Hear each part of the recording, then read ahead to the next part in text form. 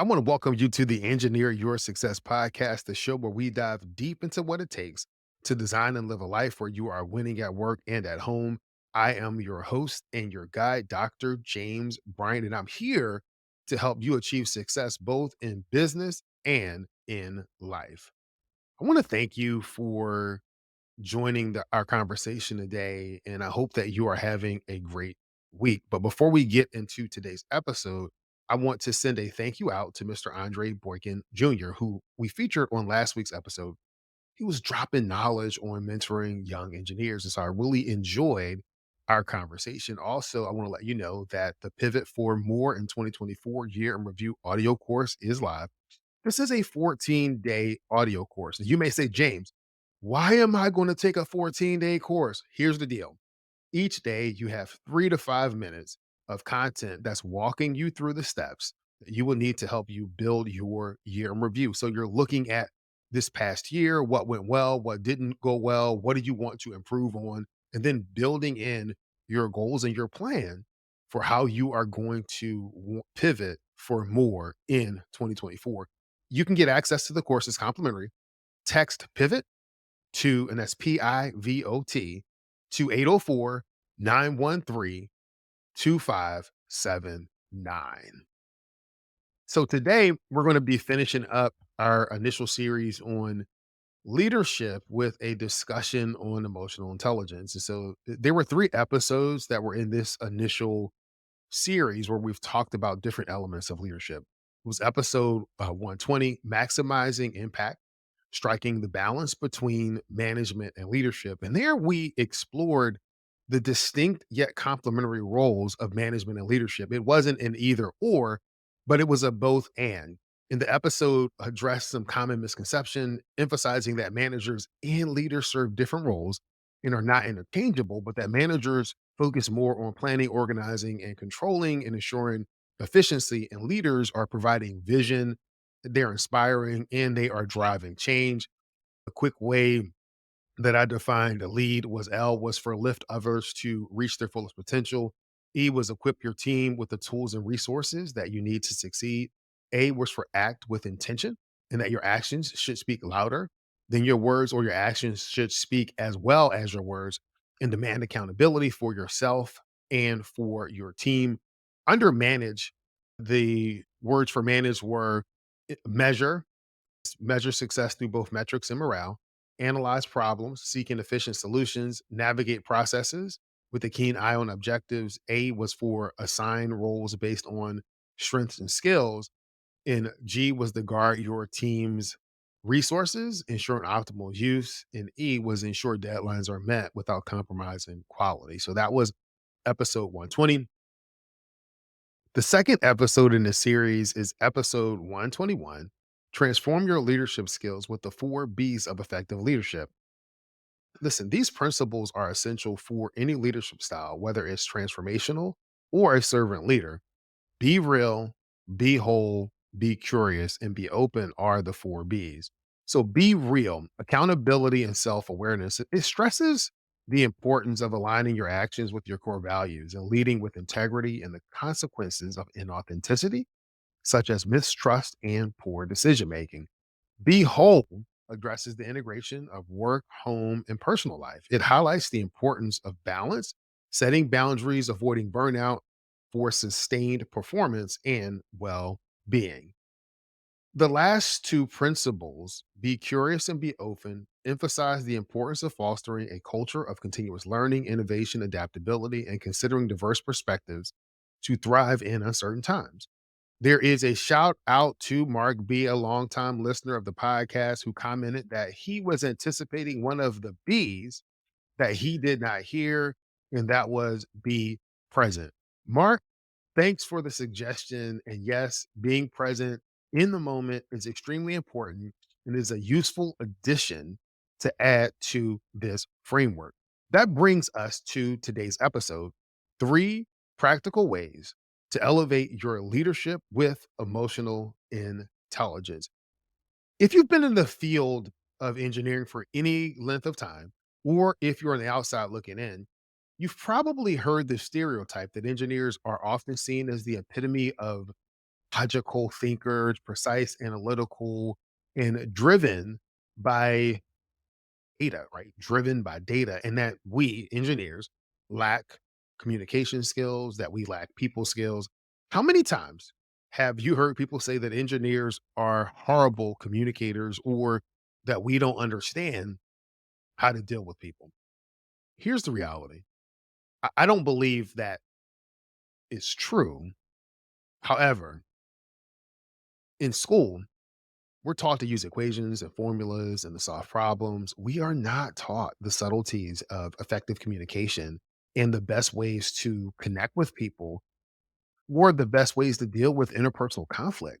But one of the best ways to grow in effective communication and the ability to connect with others and to elevate your leadership is to increase your emotional intelligence. So whether you're leading a team or managing a project or just navigating and growing your career, the ability to navigate complex human emotions is absolutely critical and crucial for your success.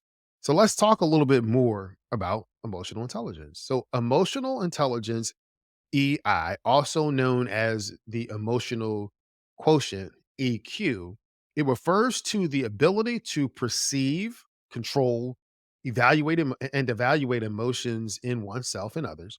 It involves a set of skills that helps individuals recognize and understand their own emotions and those of others, and to use this awareness to manage behavior and relationships effectively. Emotional intelligence is composed of four key domains: self awareness, self management, social awareness, and relationship management. Each has its own set of competencies, but the concept of emotional intelligence includes, okay, self awareness, recognizing one's own emotions and their impact. Two, self regulation, which is self management, managing or redirecting one's own emotions. Motivation, and that's the ability to harness emotions to achieve goals, to harness emotions so that you can respond and not just react. Then there's empathy. That's understanding the emotions of others. And that flows into your social skills, managing relationships and building networks. So when we think about the history of emotional intelligence, Peter uh, Salovey and John Mayer in 1990, so they really coined the term emotional intelligence. It was popularized by these two psychologists, and they defined emotional intelligence as a form of social intelligence that involves the ability to monitor one's and others' feelings and emotions, to discriminate among them, and to use this information to guide one's thinking and actions. Then you have Daniel Goleman in 1995. This is where the concept gained more a wider recognition with Goldman's book, Emotional Intelligence. So he extended the model to include a range of competencies and skills that drive leadership performance. So we've been talking about emotional intelligence. We've done a little bit of definition of what it is, but really, what are some ways that it's applied? If I think about it in the workplace, I think emotional intelligence is considered crucial for effective leadership, team building, communication. It helps in managing stress, conflict resolution, and fostering a positive work environment. From a personal development perspective, it's really about understanding and improving emotional intelligence can lead to better self-awareness, healthier relationships, and improved mental health when you are able to work on that area. Well, in this podcast, we talk a lot about winning at work and at home. But one of the questions as it pertains to us as engineers is, do engineers or are engineers emotionally intelligent? I know what my answer is, but let's think about the traditional view of engineers. And I hinted at this a little bit earlier. One, the analytical mindset, logical to a T, mostly focused on facts and driven by data. And that's not without good reason. I mentioned earlier about how we've been trained. Our education and our work hinge on precision calculations and an unswavering reliance on proven scientific principles. So there's nothing wrong with the traditional view of how we think or how we work as engineers or professionals. But there are some common misconceptions that I would say about engineers, and I just want to throw it out on the table. We've hinted, alluded, but I think these are misconceptions because not all engineers fall in the same neat bucket or the same pile. So here are those misconceptions. One, that engineers have no social skills. So the stereotype portrays engineers as socially awkward and geeky who prefer to spend hours on end indoors on their computers doing analysis rather than socializing with other people. That may or may not be true. If that is you, it's okay. If that's not you, it's okay. Another misconception is that engineers are not creative. This is a myth that assumes that engineers only deal with logic, math, and science, and that we have no artistic or imaginative abilities, implying that the typical engineer is more right brain focused, leaning more on that logical part of the brain and not really unleashing creativity. But listen, we use creativity in how we solve problems and how we apply those equations and the other tools and analysis that we have. We do. We're just creative in a different way. The other one is that engineers have poor communication skills. So this is a misconception that implies that engineers are not good at expressing themselves or writing reports or presenting their ideals. I've said this before and I'll say it again. I believe that engineers are great communicators, but here's the caveat. We're great communicators to other engineers. We're great communicators to people that understand what we're talking about and understand our language. Engineers struggle like other people struggle in their ability to communicate with people that are speaking a different language, that are coming at it from a different point of view. I've said this in the past that everything I needed to learn about effective communication, I learned in the first 3 years of marriage because my wife and I communicate differently. And so I had to learn how to repackage what I was communicating in a way that she could receive it and take action, whether that action was to go along with what I was saying or to say no. I had to learn to do that. But when you look at all of these misconceptions and you begin to let's get an equation together, right?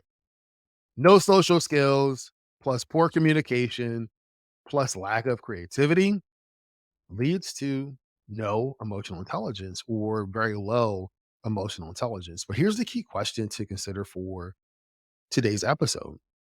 Do you believe that your emotional intelligence is fixed, meaning that it is what it is? This is how you're wired and that's it? Or do you believe that you can grow or increase your emotional intelligence? Here's what I believe and what I know to be true for me. Just like I spent time learning how to be an engineer, right? I learned the basics, the fundamentals, put those things into practice, both in school, then in the field. I didn't just turn into an engineer overnight, but I was able to grow in my ability to think, to solve problems, to apply those skills in the field of engineering. I also had to learn to grow in my emotional intelligence. And that required me to grow in that area so that I could win at work and at home. So when I began to grow in my ability to or increase my emotional intelligence, I noticed a difference in how I was able to communicate and connect both at work and at home. And so, does emotional intelligence help you win at work and at home? And I would say absolutely true. If you think about the makeup of emotional intelligence, self awareness, self management, social awareness, social management. So, when you think about self awareness, so you recognize your emotional triggers and you understand how they influence your behavior and the quality of your work. For example, if you're feeling stressed, you know how that stress impacts the interactions with your colleagues. And you can begin to take steps to mitigate its impact. But why is it that it may be easier for some of us to see the impact of that at work, but the same thing is true at home? So understanding your feelings, how they impact your behaviors, and how they affect your relationships with family members is key for a thriving family or personal life. If you've had a bad day at work and you are emotionally drained, do you think that's going to have an impact on how you react or respond to things at home? I know it does for me. And when I begin to learn to do that, you start to learn some of the self-management practices, which would be part two, self-management. So at work, you effectively manage your emotions. Why? Because you want to foster a productive work environment. So you might employ strategies such as taking breaks when frustrated or channeling excitement into enthusiasm when you're working on a project. These same techniques are handy at home as well, because managing stress is crucial for creating a peaceful home environment and setting a good example for others, such as your children or your spouse. The other one is social awareness. So at work, this translates into being attuned to the emotional climate of your team or organization. You become skilled at picking up on the social cues, which helps you collaborate more effectively and navigate the office dynamics. Listen, that's a lifesaver at home too. Being sensitive to the moods and emotions of others in your household helps in recognizing when family members might need support or space. Relationship management, when you're able to resolve conflicts, inspire and influence others, and build strong partnerships, all of which contribute to effective team leadership in harmonies at the workplace. At home, you maintain effective and fulfilling relationships by managing emotions constructively, such as through compassionate communication and by addressing conflicts with understanding and empathy. Building emotional intelligence is an ongoing process that requires intentionality and commitment, the same intentionality and commitment that you put towards growing your career, growing your knowledge. This is that difference between trying and training. When you train, you begin to take a more regimented approach, a deliberate and intentional approach to grow in this area. Emotional intelligence plays a crucial role in effective leadership. So, here are three practical ways to elevate your leadership skills using emotional intelligence. One is develop self awareness. If you are not self aware, develop self awareness, because understanding your emotions, you recognize and understand your own emotions and how they affect your thoughts and behaviors. So, this can be achieved through self reflection, journaling, feedback from a trusted colleague. You want to be able to identify your triggers. So, what are the situations or actions that trigger your strong emotions in you? This knowledge can help you prepare to manage your interactions more effectively. Seek feedback from others, from your team, from your peers to gain an outside perspective on your behavior and the impact that it has on others. We all have blind spots, and being connected with people or surrounded by people or getting that feedback from people can help you identify what those blind spots are. You also want to improve. Step one was your self awareness. Step two is improve your social awareness. How do you do that? James, how do I improve my social awareness? I would say through active listening. So practice active listening to truly understand and emphasize and empathize with others. This means fully concentrating, understanding, responding, and then remembering what's being said, right? You want to try to remember what's being said there, because you want to be able to respond with empathy.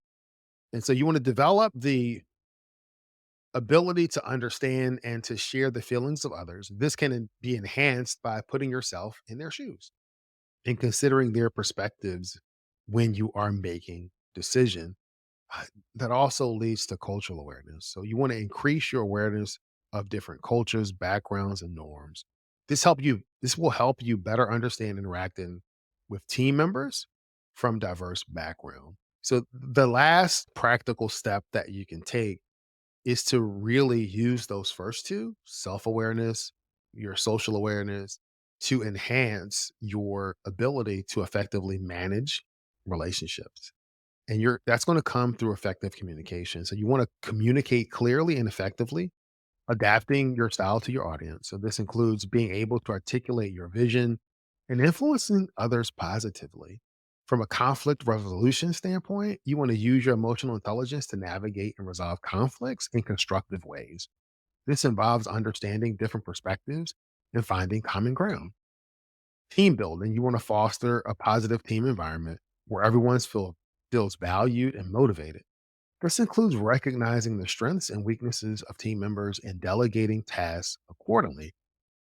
Integrating these practices into your leadership style, you can significantly improve your ability to lead your team, to inspire your team, and ultimately contribute more to a positive or productive work environment. You can also create an environment where you can thrive, where you're winning at work and at home. So I want to thank you for just spending some time talking about emotional intelligence. And next week, we're going to start a new series. It kind of dovetails into this one around self awareness. That's the leadership, and that's going to be the leadership journey, pathways to self discovery. So the first episode we're going to cover in that new series is Mirror of the Mind, Self Reflection, and Leadership. We're going to dive into the art of self reflection as a leadership tool. We're going to discuss how self awareness can transform challenges into opportunities for growth and development. The other episodes in that series are going to be Beyond the Surface, Unearthing Subconscious Leadership Beliefs. When you begin to understand some of your limiting beliefs or where those things that may be hindering you from being able to lead effectively, we're going to talk about that and learn how to reshape that. And then the last episode in that series is going to be Mindful Moments, how you can embrace being present in your leadership.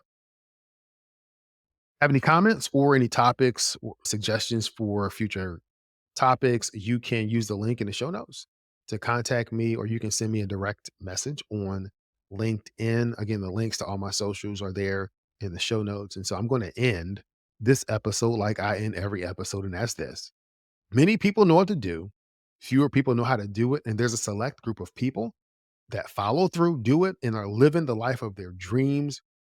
Listen, I want you to be part of that select few.